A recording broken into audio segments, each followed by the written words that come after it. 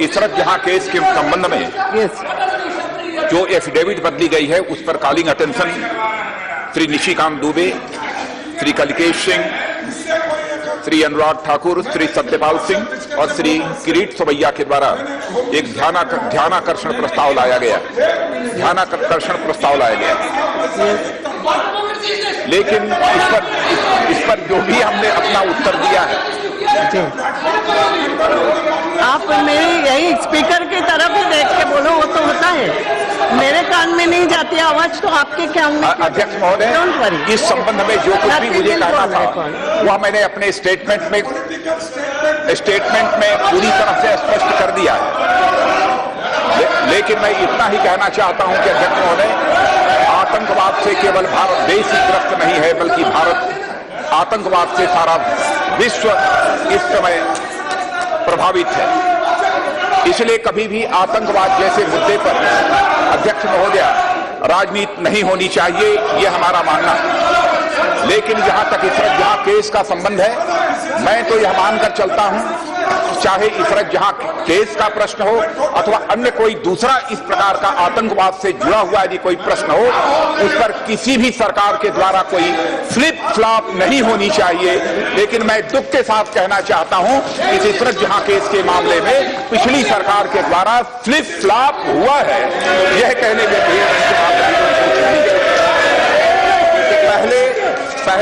पहले Gujarat high court में इशरत जहां को एलईटी का एसोसिएट बताया जाता है और 1 माह के भीतर ही एक एडिशनल एफिडेविट फाइल की जाती है तथा जो भी तथ्य हैं उनको एक नया डायमेंशन दे दिया जाता है। यह बहुत ही दुर्भाग्यपूर्ण है। लगता है कि सेकेंड एफिडेविट में जो भी बातें कही गई हैं उसमें इस तथ्य को कमजोर करने की कोशिश की गई है कि वह इशरत जहां एलईटी ऑपरेटिव थी, उसमें तो यह कहा गया पहली एफिडेविट पे इशरत जहां एलईटी ऑपरेटिव थी, और यह कहते हुए कि आईबी की रिपोर्ट कॉन्क्लूसिव प्रूफ नहीं है, और यह बात जो है फिर दूसरी रिपोर्ट में कही गई है। अध्यक्ष महोदय, लगता है कि तत्कालीन गुजरात सरकार को बदनाम करने के लिए और उस समय के वहां के मुख्यमंत्री को बदनाम करने के लिए, उन्हें फंसाने के लिए एक और अपने अन्य जो लोग वहां थे उनको फंसाने के लिए एक प्रकार की यह गहरी साजिश थी। हमारा यह मानना है कि आतंकवाद के प्रश्न पर जाति मजहब की बात नहीं की जानी चाहिए। आतंकवादी होता है, उसकी कोई जाति नहीं होती, उसका कोई मजहब नहीं होता, उसका कोई धर्म नहीं होता है। अध्यक्ष महोदय, और मैं यह भी स्पष्ट करना चाहूंगा कि इशरत जहां का आतंकवादी होना केवल मात्र हेडली के बयान पर ही निर्भर नहीं है। यूपीए सरकार ने अपने पहले के एफिडेविट में जो कहा था उसी का रीअफर्मेशन हेडली ने किया है। अध्यक्ष महोदय, मैं ये कहना चाहता हूं, और हेडली ने जो कहा वह इशरत जहां के आतंकवादी होने का एक और स्पष्ट संकेत है।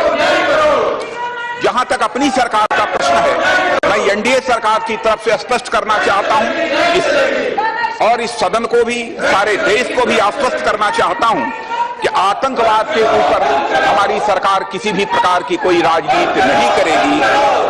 आतंकवाद से जितनी भी कड़ाई से निपटा जा सकता है, हमारी सरकार उतनी कड़ाई से निपटेगी। जहां तक पिछली सरकार का सवाल है, अध्यक्ष महोदय, आपको भी जानकारी है कि किस प्रकार से आतंकवाद को एक कलर देने की कोशिश की गई। मैं पूछना चाहता हूं, सैफ्रन टेरर की बात किसके द्वारा कही गई? क्या यह सच नहीं है कि उस समय के गृह मंत्री के द्वारा सैफ्रन टेरर की बात कही गई? यहां तक कि एक कार्यक्रम में जो समाचार पत्रों में प्रकाशित हुआ था, एक जात के साथ, एक कम्युनिटी के साथ उसे जोड़ा गया, हिंदू टेरर की बात की गई। अध्यक्ष महोदय, मेरा यह कहना है कि यह सब सारी बातें कलर, क्रीड और रिलीजन की आतंकवाद के संबंध में नहीं की जानी चाहिए। लेकिन अपने आप को सेकुलर कहलाने वाले लोग विश्व भर में पहली बार उन्होंने आतंकवाद को एक कम्युनल कलर देने की कोशिश की है। अध्यक्ष महोदय, और मेरा यह कहना है कि ऐसा सेलेक्टिव और अवसरवादी सेक्युलरिज्म हमारे देश को किसी भी सूरत में स्वीकार नहीं हो सकता। कुछ लोगों ने चाहा है कि इस संबंध में सरकार के द्वारा कोई न कोई कार्रवाई होनी चाहिए। कुछ तथ्य अध्यक्ष महोदया इस सदन के संज्ञान में मैं ला देना चाहता हूं कि होम सेक्रेटरी के दो पत्र, होम सेक्रेटरी के दो पत्र जो अटॉर्नी जनरल बनावटी को लिखे थे वह आज भी उपलब्ध नहीं है और 18/9/2009 को वह पत्र लिखे गए और 23/9/2009 उस समय के होम सेक्रेटरी ने अटॉर्नी जनरल को लिखा था, जो पत्र लिखा था वह भी उपलब्ध नहीं है। अटॉर्नी जनरल ने जिस एफिडेविट की वेटिंग की थी वह भी उपलब्ध नहीं है। जो ड्राफ्ट अटॉर्नी जनरल से आया सेकंड एफिडेविट का, उसमें भी कुछ करेक्शन किए गए, उसकी भी कॉपी इस समय उपलब्ध नहीं हो पा रही है। और मैं यह भी बतलाना चाहूंगा कि उस समय के गृह मंत्री ने जो यह करेक्शन किया था वह 24/9/2009 को यह करेक्शन किया था। हेडली का इंट्रोगेशन जब एनआईए ने 2013 में अमेरिका में किया था तब भी उसने इसराहत जहां के एलईटी ऑपरेटिव होने की बात कही थी, जो इस समय मुंबई कोर्ट में वीडियो कॉन्फ्रेंस के द्वारा हेडली ने कही है। लेकिन सीबीआई ने जब यह हेडली का स्टेटमेंट मांगा तो वह सीबीआई को मिनिस्ट्री के द्वारा उपलब्ध नहीं कराया गया। ऐसे बहुत सारे प्रश्न हैं जिन पर की कुछ छानबीन करने की आवश्यकता है और मैं अध्यक्ष महोदया यही कहना चाहता हूं कि एक इंटरनल इंक्वायरी अपने मिनिस्ट्री के स्तर पर हम लोग कर रहे हैं, सारे तथ्य इकट्ठा करने की कोशिश कर रहे हैं और जो कुछ भी होगा इस संबंध में सोच विचार कर हम अंतिम निर्णय करेंगे।